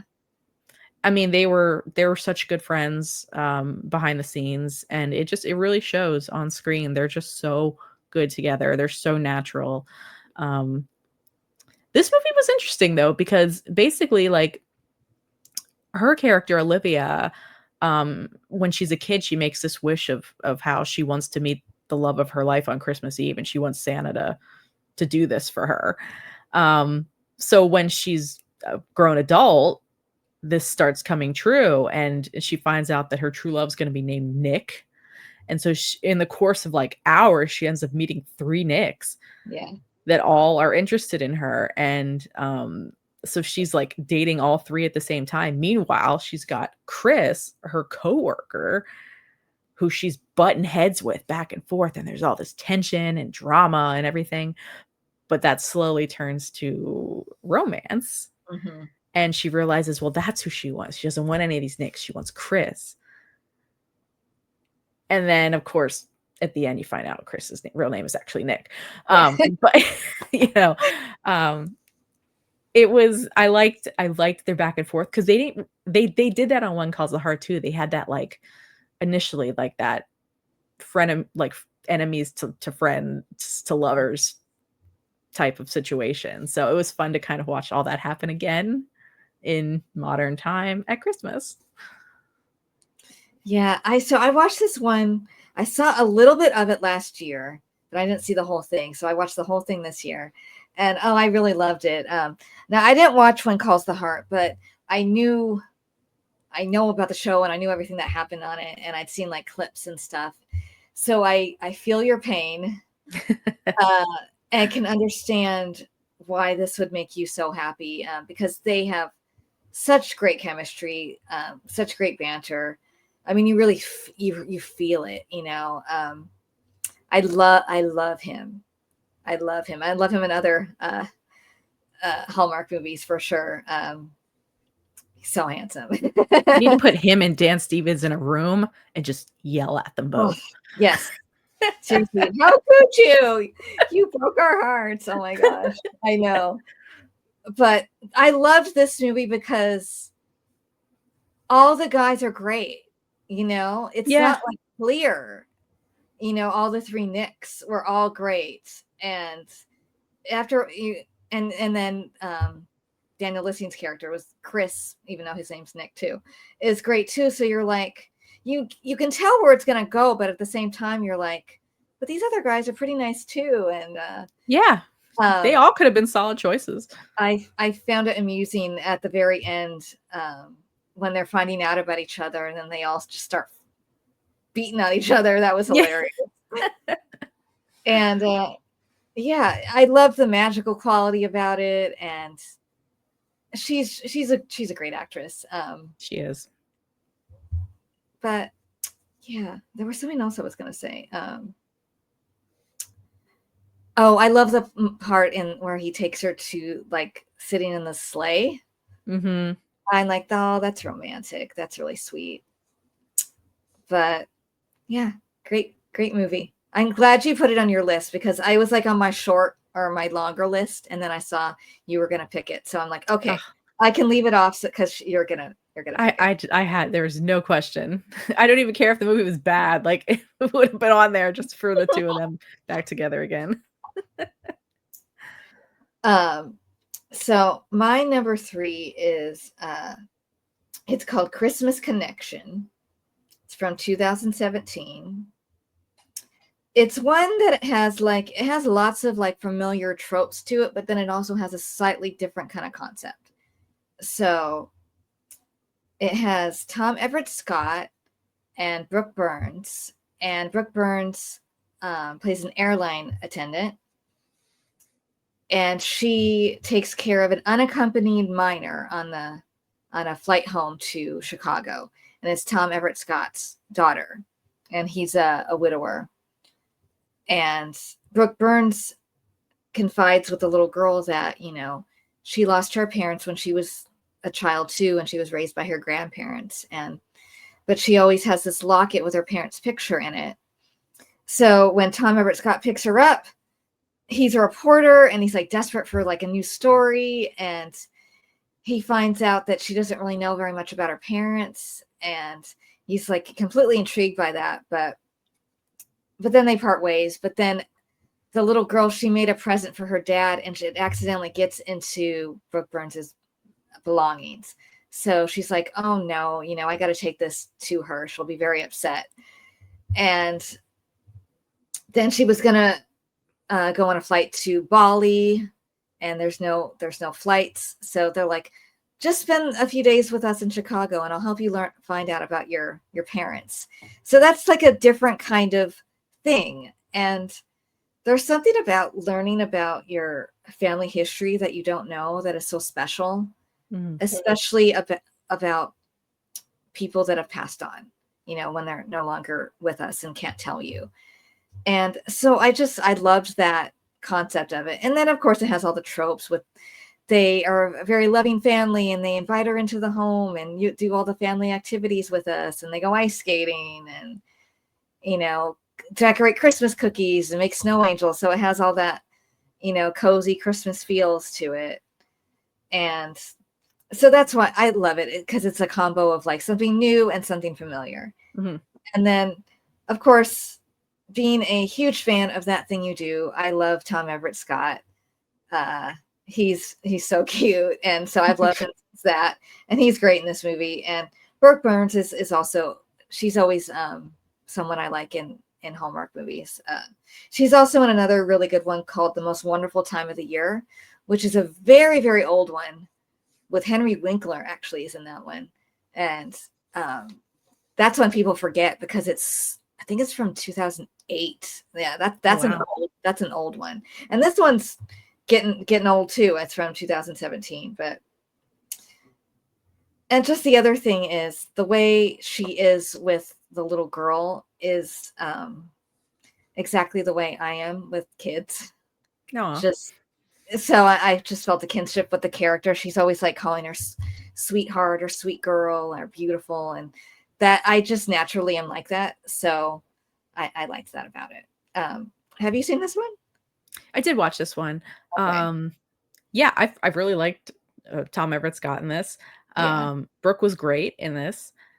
Their house, like that Yeah. was the thing that stood out to me the most was this just Beautiful. beautiful like Tudor style house. I was just like drooling, like, please, I want that to be my house. And then the Christmas lights everywhere and the decorated trees, like that was stunning. Not my favorite plot, but I did like their relationship and the buildup of it was like such a slow burn Yes. for the two of them in this. And I thought they had really good chemistry. Yeah. Yeah, it's good. Yeah, and I love that the mystery of it, that she has no idea, and just the slow like figuring out what's going on, and when they do find out the truth, it's actually such a sweet story, and Mhm. it's like if this didn't happen, she wouldn't be here, sort of thing. Yeah. So that's just really nice. So what's your number 2? The 5-year Christmas party from last year. This was so fun.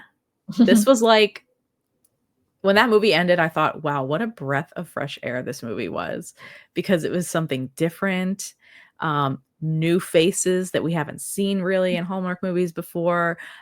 You've got Katie Finley and Jordan Fisher. Jordan Fisher is one of my favorite people. I was so excited to watch him in this. And they bounced off each other so well. It was just kind of refreshing to have like a younger Yeah. group of actors. You just felt like you related to them. Like they just felt like they were, even though we're older than them now at this point, they just felt like they were our age group though. Like I don't know how, I'm not describing it very well, but like that's just how it felt. It just felt so relatable. And the plot was unique. It's told over the course of 5 Christmases.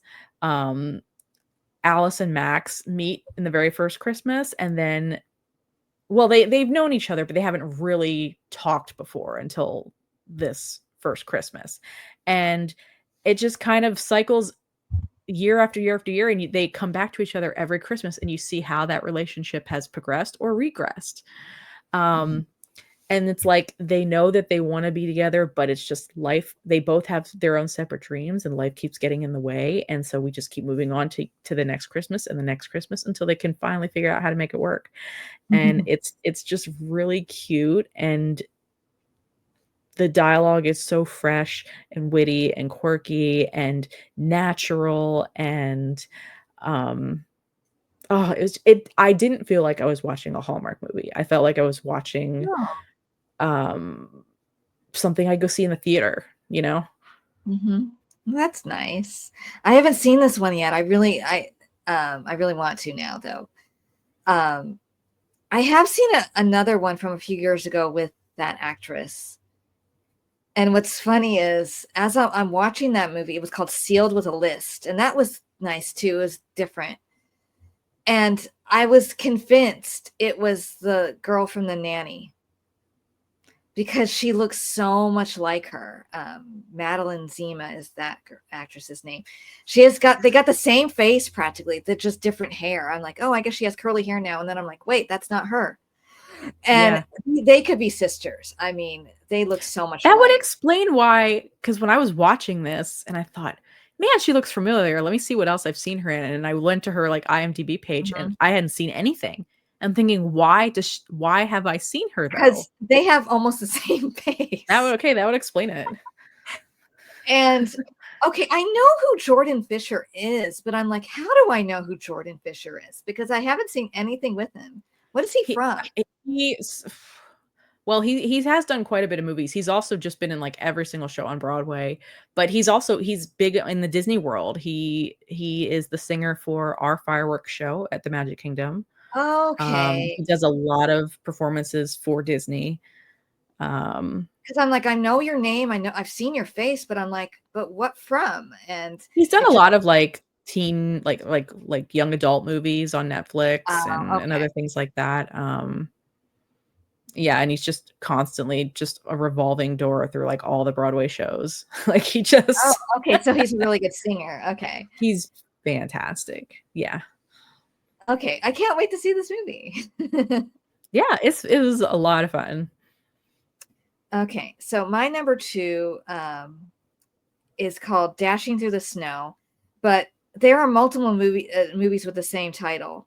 So it's Debbie Maycomer's Dashing Through the Snow because it's based on that book.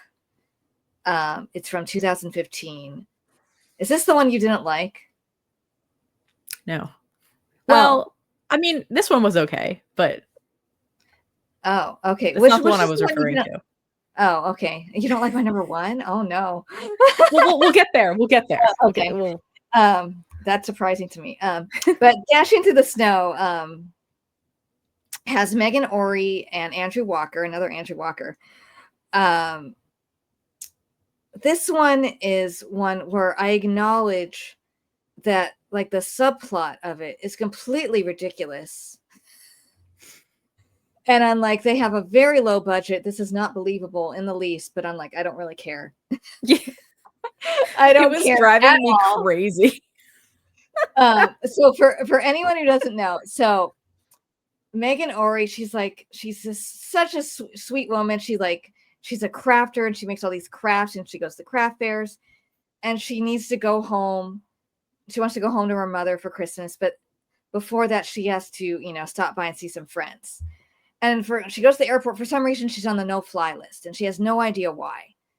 And she's like, I gotta go now. So she just scooches ahead, and she rents a car. And then all of a sudden, Andrew Walker pops up, and he's like, "I'll take the car." She's like, "No, this is the only one left." He's like, "Okay, we'll split it."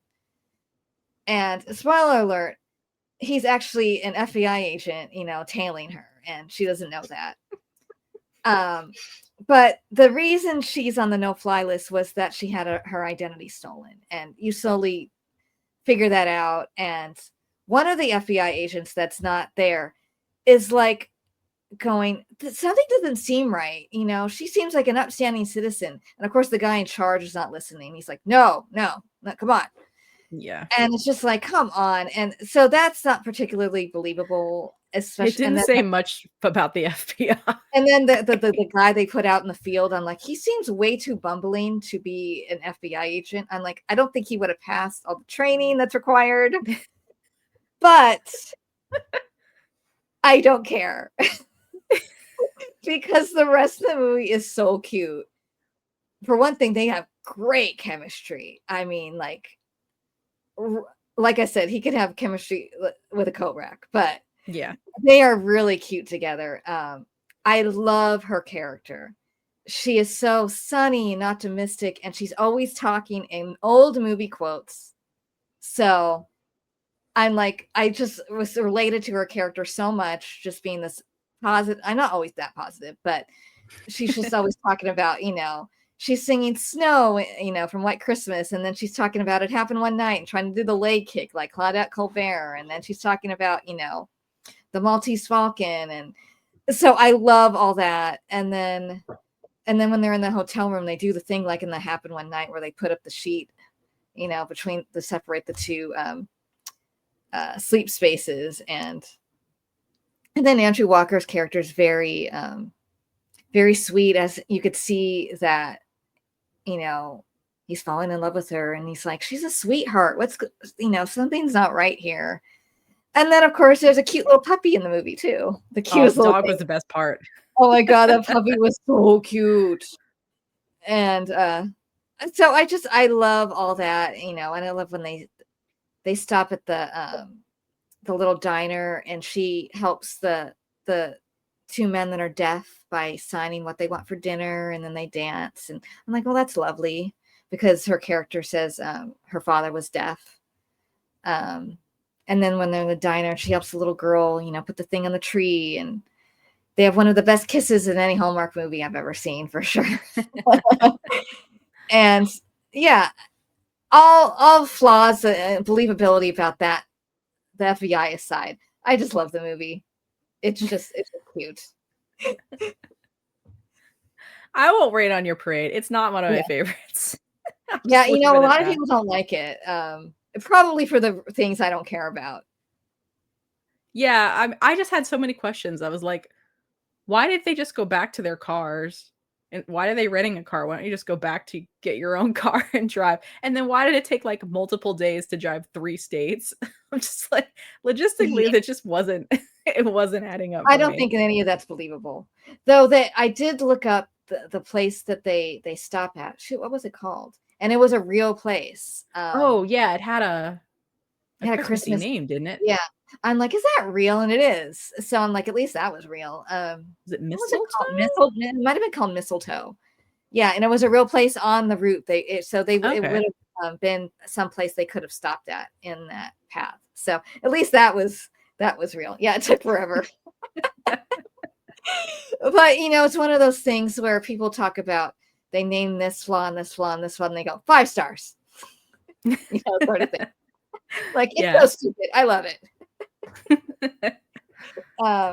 So what's your number 1? One Royal Holiday. Okay, yeah. From 2020 with Lauraosnes and aarontveit. Broadway and Victoria Clark. I cannot leave out Victoria Clark. We've got Broadway royalty in this movie. What can you say? This movie is I've watched this movie more than any other Hallmark Christmas movie. I watch it multiple times, like every year.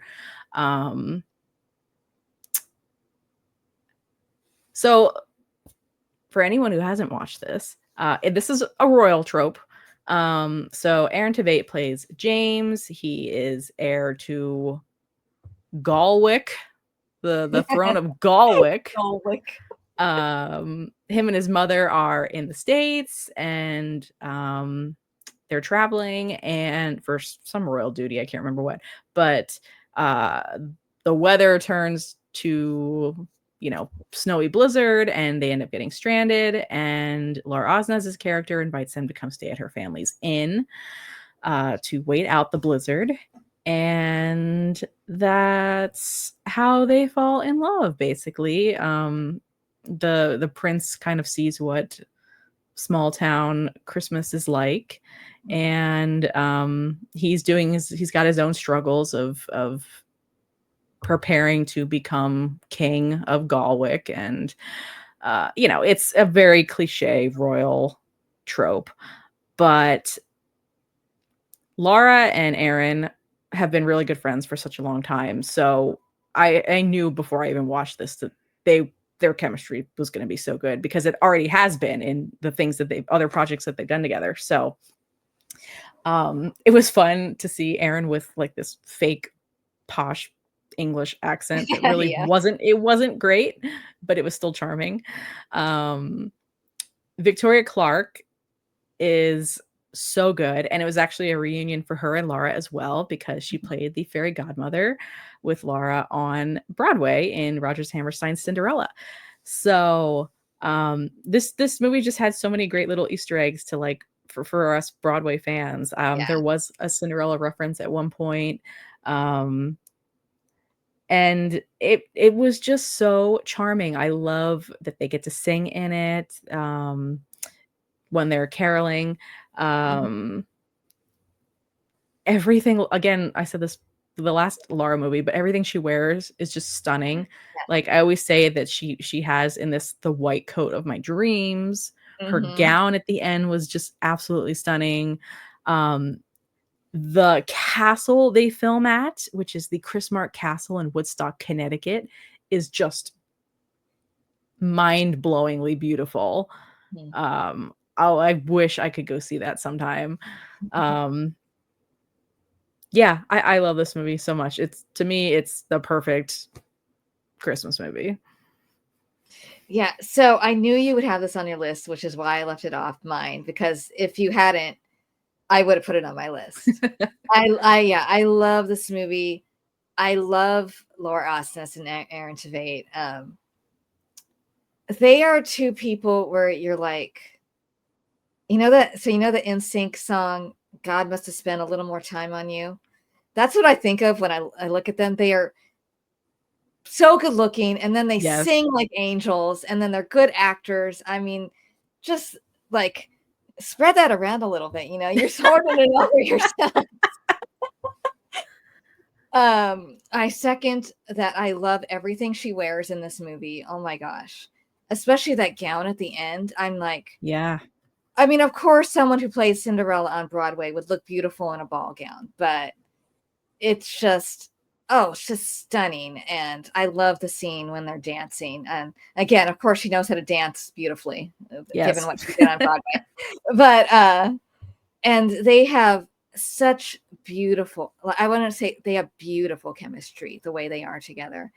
It's so tender and soft. And the moment at the end when they're outside and in the snow and she's talking about her father and she puts her hand on his cheek, and yeah, I'm like, that just feels so real to me. So they really elevate the material because they're such outstanding actors. And yeah, and I love I didn't remember.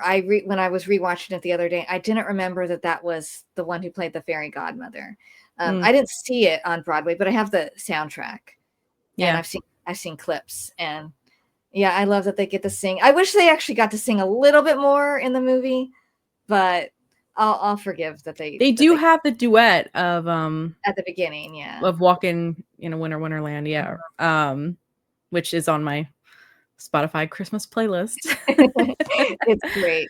They their voices are beautiful. The thing with Broadway actors is that you always worry that, because when you're on stage, you have to kind of overact because you're performing for a theater full of people. And so you always get a little worried, oh, someone's going to do a TV show or a movie. It's like, well, they're going to overact. But it's like the two of them don't. They translate so well to the small screen, and they're so soft and natural. And I love the scene where they're like in the plaid pajamas and with the fuzzy socks. they really have mastered the transition from stage to screen. And as someone who loves a good pair of fuzzy socks, I appreciate her love for the fuzzy socks. And I loved the Cinderella reference when he puts the slipper on her. I'm like, it's cute no matter what, but for people who know who she is and what she's done, that I'm like, that's a cute little wink to all the Broadway fans right there. I loved that. Great movie. And they filmed at this little inn too in Connecticut, and which I would love to go to that. I forget what it's actually called. It's not, I looked it up the other day because they call it something different in the movie. Okay. Let me see real fast. But yeah, I love the coat she wears. I'm someone who, I don't live in a like cold climate, but I love coats. Me too. So I always want to have the wardrobe of someone who doesn't live in San Diego, but so the other day I did an article about 10 places every Christmas movie fan should visit. And one of those was Connecticut because of this movie. So okay. Let me find it real fast. Connecticut, Cleveland, Connecticut. Let's see. They filmed. Did I write it? Oh, maybe I didn't write it down.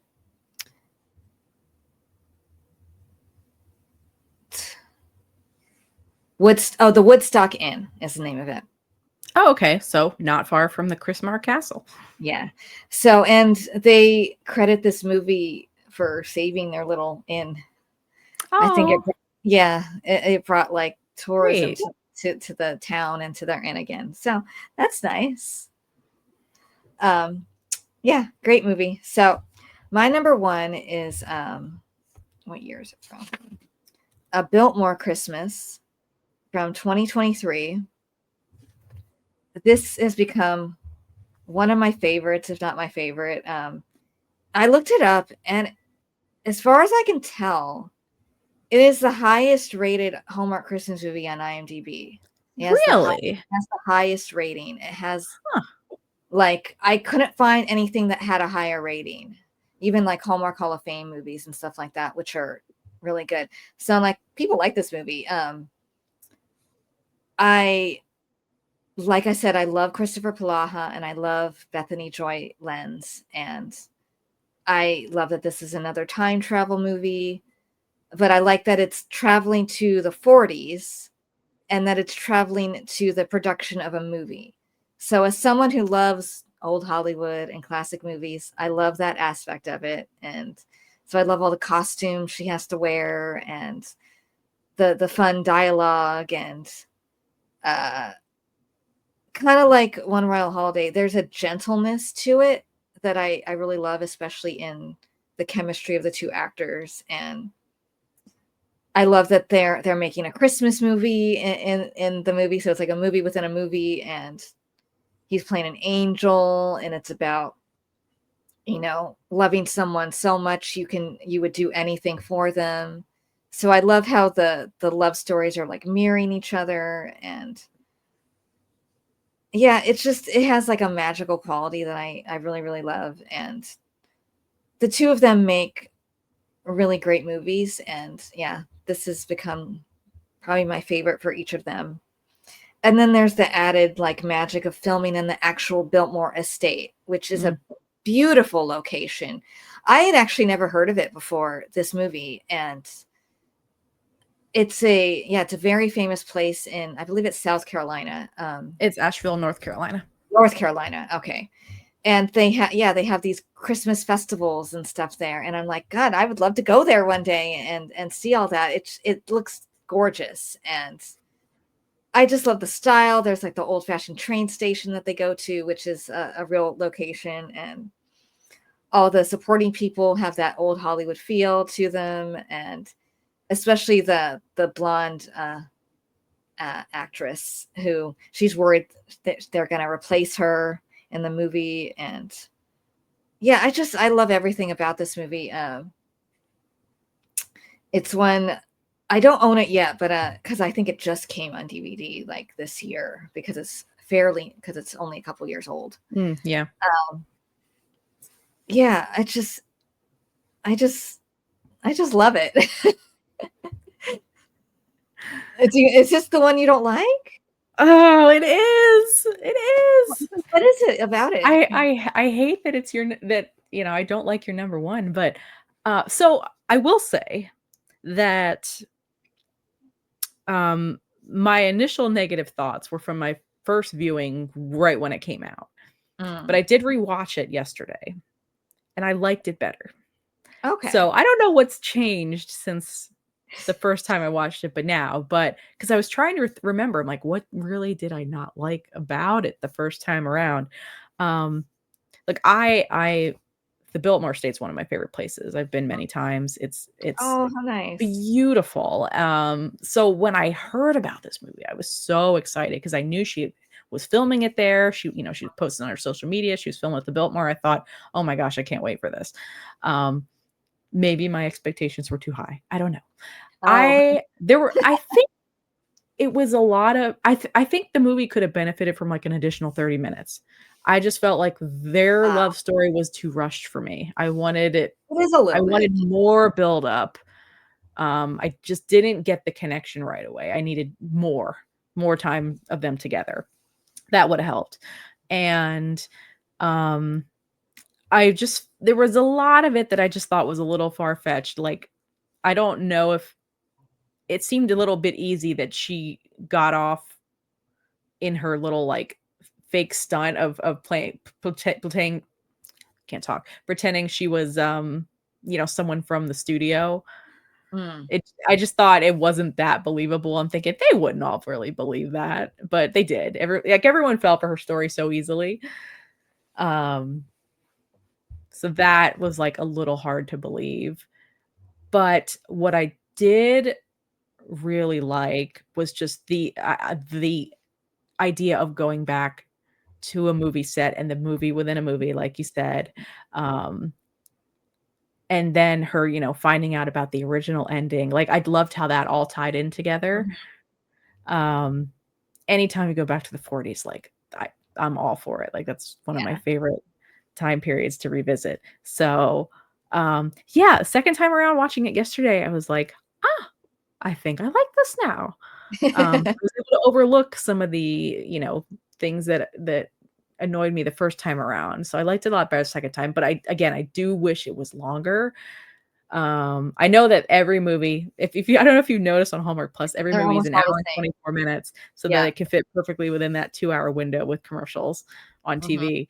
But sometimes I just wish they were a little bit longer. Yeah, well, there's a couple that have extended versions that they. I saw that. Yeah, I don't know if this one does. It would be nice if there was. It would. I think it would really help. Yeah, even if it is my favorite, I do think I would have loved more of it for sure, like you said. I don't have any problem with the buildup, but I would be all for more scenes with them because I do love the two of them together. I think if she was playing someone now trying to sneak onto a movie set, that wouldn't be believable at all. But because of the year it's supposed to be, I think it's more plausible because I think things were way more chaotic and willy-nilly and just free-flowing than they are now, way less security. And I think things like that were thought of differently than they are now. So I never even thought about that. I was more like, as someone who's been to the Biltmore, it was like driving me nuts how like in the modern time they just had access to everything, and I'm like, no, that would not happen. Okay. Well, I don't know anything about that. I'm like, I would never know it, one way or another. So I wanted to know more about like Jonathan Frak's character because he clearly knew everything. Yeah. And at the end of the movie, I thought, wait, we didn't get an explanation as to why he knew everything. Yeah, it's a subtle little thing like, oh, I guess he knows. I know people that felt a little bit like you, where they didn't hate it or anything, but they like him a lot, and they're like, he was underused, and I don't really know him as an actor, so I didn't think about it, but he was good. He was good in the movie. I think it's funny that she's calling herself Sandra Bullock. Yeah. And I do love the scene when they're at the piano and singing because it gives her a chance to show off her voice because she's got a beautiful voice. And, absolutely. It's just a lovely movie. Sometimes it takes a couple viewings to come around to a movie, and even if you don't love it as much as me, that's okay, Yeah. There are movies where I didn't like them the first time, and then the second time, and I'm like, I really like this movie. So, very famous one is the first time I watched West Side Story. I did not like it.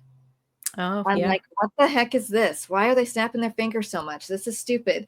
And then I watched it again. I'm like, oh my God, this is brilliant. So it's like you can go from night and day sometimes on a movie. So that's just, it's like at the end of the day, when you think about it, an hour and 24 minutes is no time at all. Yeah. And you have to introduce new characters, introduce the world, build a love story, create conflict, and then resolve it all in an hour and 24 minutes. That's not a lot of time to do that. And, just sometimes it works. And sometimes you're like, I need more time. Yeah, that would have been nice because there was a lot of things going on it because it wasn't just them. There was like the other actors and then the director. And so they had to give everyone like their fair share to the story. So it all work out. So the love story, I don't want to say it took a back seat, but there isn't as much as there could have been. Right. But it's still great. So that is our top 10. Hope everyone enjoyed it. Why don't we recap? We can recap our honorable mentions and our top 10 just because they're all so great. So you can go first. Okay. So my 2 honorable mentions were A Timeless Christmas and My Grown-Up Christmas List. Number 10 was Christmas at Castle Hart. Number 9 was A Royal Christmas. Number 8 was Naughty or Nice. Number 7 was Christmas Under Wraps. Number 6 was A 90s Christmas. Number 5 was Christmas in Tahoe. Number 4 was A Dream of Christmas. Number 3 was Santa Tell Me. Number 2 was The 5-Year Christmas Party. And number 1 was One Royal Holiday. Awesome. Okay. So my honorable mentions were Haul Out the Holly, A Very Merry Mix-Up, A Dickens of a Holiday, On the 12th Date of Christmas, and Next Stop Christmas. And then my top 10. My 10 was 5 Star Christmas, 9 Christmas Getaway, 8 Christmas Waltz, 7 A Timeless Christmas, 6 A Holiday Spectacular, 5 Crown for Christmas, 4 Three Wise Men and a Baby, 3 Christmas Connection, 2 Dashing Through the Snow, and 1 A Biltmore Christmas. So thank you for being my guest again. Thank you. You are always such a pleasure to talk to.